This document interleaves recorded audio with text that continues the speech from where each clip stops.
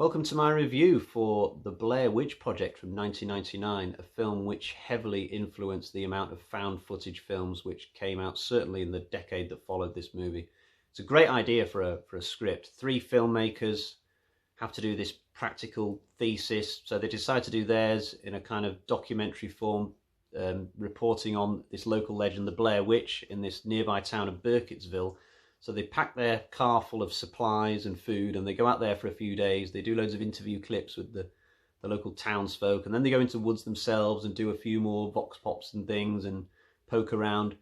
But when they decide to leave, they get lost in the woods, and at night time suddenly they hear noises and the Blair Witch might be on their tail for real. So and on we go from there.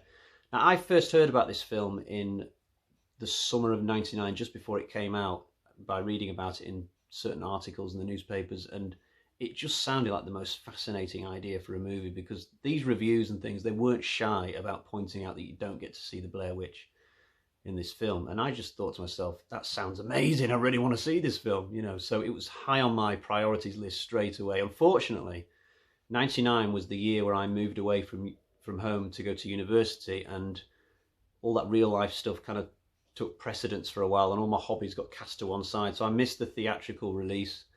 Just so happens that not long after my life got settled, I got into this random conversation with a guy, and neither of us had seen the movie yet, but we were talking about it. And I just randomly said something like, oh, isn't it cool that they've done this film where you don't actually get to see the witch or the thing that's stalking them? And this guy said, oh no, you do get to see her. I read it online. There's this one bit where you just make out the witch through these trees, but it's only in one bit. You've got to really keep your eye open. And of course, this turned out to be BS. I mean, you don't get to see the Blair Witch in Blair Witch Project. If there was even the slightest shot of her, I'm pretty sure somebody would have found it by now. But this guy really believed it, just from reading it onto the internet. And it's just an example of the disinformation that was out there at the time about this movie, because the internet in 1999, people had only just started getting it, and it was new to people. It still had the name, the information superhighway. If you talk to certain people, it was seen as a place to get factual information. And when this film came out, the filmmakers were not shy in terms of trying to make people believe that actually the film was real. The actors and the characters share the same name. They didn't make up names for the film. They just let the actors have their own names. There's a caption at the start of the film which says, these three filmmakers disappeared and here is their footage, so presenting the film as real. And some people bought into that and actually believed it. So there was this whole thing on the internet where people thought this film was real, and there were theories about it that were just not quite right. I heard one of them, as I've just explained. You couldn't get away with that now. In 2020, you couldn't put bums on seats in a cinema by having all this stuff out there implying that a film might be real, because it just wouldn't work. People know half the internet is bullshit now. But in '99, completely different story. It was kind of like the perfect storm, if you like. I finally got to see the movie, I'd say around about March, April 2000 on a video rental. I watched it late at night in my dorm room, and it did not disappoint. The build-up was worth it. I thought it was one of the most amazing films I'd ever seen. It was scary as hell. It's got this great structure that I really like in horror movies in general, where the first half of the film is a gradual build-up where we get to follow these guys as they go and do these interview clips and then slowly head towards the woods. And then in the second half of the film, that's where the horror really kicks into gear. I like that structure. And I'd say the part of this film where things start to flip is when we see the two guys question Heather about her map readings. That's when the spiral downwards just starts, I think. It's curious that of this set of characters, two men and one woman, they've made the woman the sort of oddball character who's more into the documentary than the other two. Normally, if you were doing a film like this where you had that balance of two men and a woman, I think you would make one of the men the kind of oddball character and balance it out by having one of the men and the woman be kind of on each other's side. But just another way that the Blair Witch Project subverts your expectations, I suppose. Obviously, one of the scariest things about the movie are the nighttime scenes. They are just so intense. The characters just randomly keep waking up in the middle of the night and hearing all this stuff like rocks being bound together and baby noises and all sorts of random stuff, and it is so scary. you're just there listening out and hearing these same things that they're hearing, and it's actually the producers that, like, in a distant camp, like, making these noises. And I don't even think the actors always knew when these noises were going to happen, so some of the reactions are actually real. If you imagine being out there filming this stuff in the dead of night, it would still be scary, even though you know it's scripted and there's no actual Blair Witch out there. But they're great scenes. It's such a brilliant idea for horror, and it's really, really well executed. I think an easy thing that some people might get wrong about this film is the fact that the characters are not getting lost because of their own naivety. I mean, it could be if you interpret it that way, that there's a lot of map checking in this film and people questioning each other as to whether they're going the right direction or whether they're reading the compass right and that kind of stuff.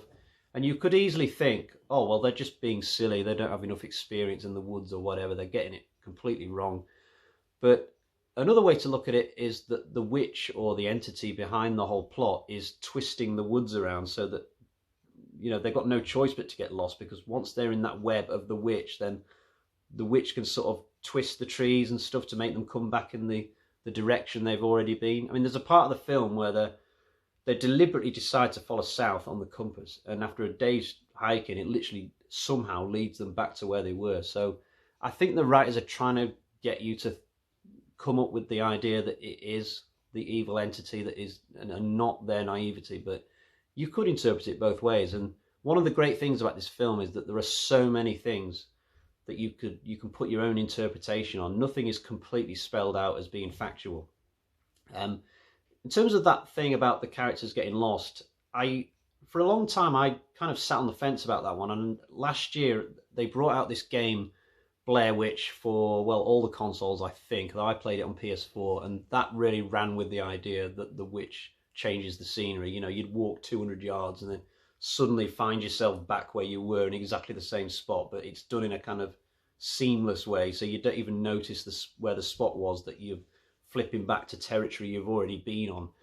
That's a great game, by the way. If you've not played that game, go out and seek it. It's really, really good. It's not even that expensive. I think it was like £25 at launch, which is maybe $35 in America. I don't know, but it's a really scary film. Scary game. What am I talking about? But yeah, going back to this idea of Blair Witch having all these things that you can interpret in different ways. It's the same for the threat in the film. The main threat, you might think, well, it's the Blair Witch. It's called the Blair Witch Project. It's about a Blair Witch. Not necessarily. We never see a witch or have confirmation that the witch is behind all this. It could be the Blair Witch, but it could also be the ghost of the serial killer mentioned earlier in the film, who's just the only threat in the movie. It could be both. Both of these things could exist in tandem in these woods. They could both work together. They could both be completely unaware of one another. The whole thing could be the Blair Witch posing as this ghost of the serial killer. There's a number of different ways you can interpret it. You could even go with the slightly daft theory that it's all just rednecks messing with their heads. You know, obviously they would have to be people who are very good at moving around the woods unseen, but it's possible. Although the ending maybe makes that the most unlikely of the theories, I suppose. Definitely one of the scariest parts of the film as you get towards the end is, and I'm going into spoiler territory now, so if you've not seen this film, just leave at this point. I've given this film a glowing review already before we even get to the score, so go away and watch it and come back and finish a review if you like. But for me, one of the scariest things, the guy, Joshua, who gets taken out of the movie, I'd say with about half an hour to go, I'm not sure. And then suddenly the characters, they're not only hearing noises at night, they're hearing his distant cries. And it's so creepy hearing those distant cries of Joshua. And again, you get to make your own interpretation about what's going on here. You can interpret that he's killed in his sleep and you're hearing, and the witch is pretending to be him. You could interpret it that the witch just spirits him away from the tent and drops him into the woods somewhere to make him lost. So it's actually him still alive and calling out. Maybe he just fled the tent because he's absolutely had enough. He's just going to try and run to the edge of the woods because he thinks the food's running out or whatever. And then he gets stupidly lost. Or maybe he doesn't get lost, but the witch has changed the landscape for him, so now he's coming back towards the others, still alive. you just don't know. You're absolutely free to make your own interpretation, and that's what now 3 things I've talked about where you can decide for yourself what's going on. And so it's just great that there's all these possibilities and all these different talking points in the movie, and nothing's literally set in stone. You can watch the movie and just decide for yourself so many things.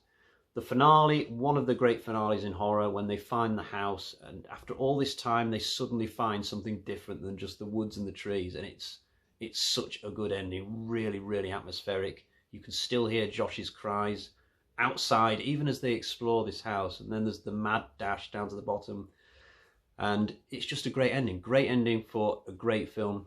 You probably grasp that I really, really like this movie, but there we are. So I think it's time we get down to the score. How am I going to rate the Blair Witch Project? You'll find out now when I get out my bag of terror. Quick little cut there just as a homage to the Blair Witch Project. So here's the bag of terror.